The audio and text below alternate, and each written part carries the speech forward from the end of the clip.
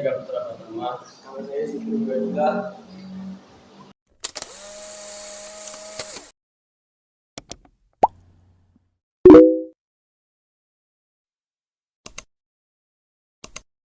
Islam masuk ke Indonesia pada abad ke-7 Masehi atau abad ke-1 Hijriah.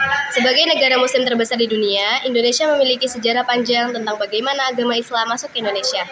Ada banyak teori yang menyebutkan bagaimana awal mula sejarah masuknya agama Islam ke Indonesia dan akhirnya menjadi agama yang banyak dianut oleh sebagian besar masyarakat di Nusantara pada kala itu.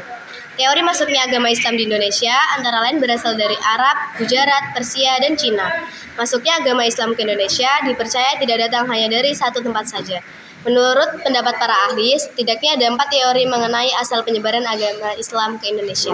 Teori tersebut adalah teori Arab, Gujarat, Persia, dan Cina. Penjelasan mengenai teori tersebut adalah sebagai berikut. Teori Gujarat. Teori ini beranggapan bahwa agama dan kebudayaan Islam dibawa oleh para pedagang dari daerah Gujarat, India yang berlayar melewati Selat Malaka. Teori ini menjelaskan bahwa kedatangan Islam ke Nusantara sekitar abad ke-13 melalui kontak para pedagang dan kerajaan Samudra Pasai yang menguasai Selat Malaka pada saat itu. Teori ini juga diperkuat dengan penemuan makam Sultan Samudra Pasai, Malik As-Saleh pada tahun 1297 yang bercorak Gujarat. Teori ini dikemukakan oleh S. Hurgruje dan Pichnapel, makam Malik As-Saleh. Teori Persia. Umar Hussein dan Hussein Dujaningrat berpendapat bahwa Islam masuk ke Nusantara melalui para pedagang yang berasal dari Persia, bukan dari Gujarat. Persia adalah sebuah kerajaan yang saat ini kemungkinan besar berada di Iran. Teori ini tercetus karena pada awal masuknya Islam ke Nusantara di abad ke-13, ajaran yang marak saat itu adalah ajaran Syiah yang berasal dari Persia.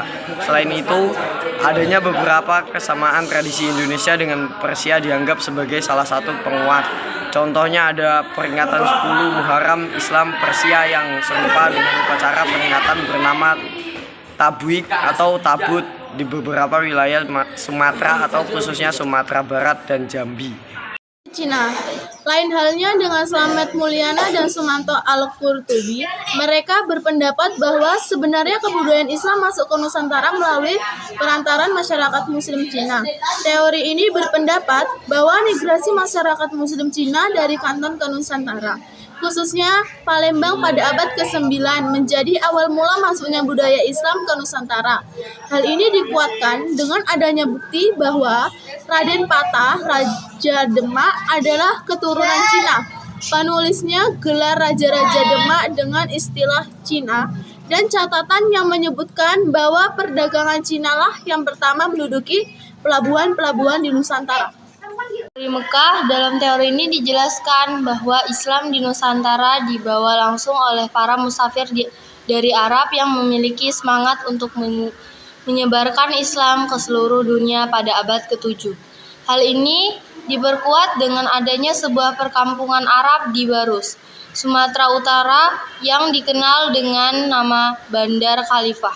Selain itu, di Sumatera Pasai mazhab yang terkenal adalah mazhab Syafi'i.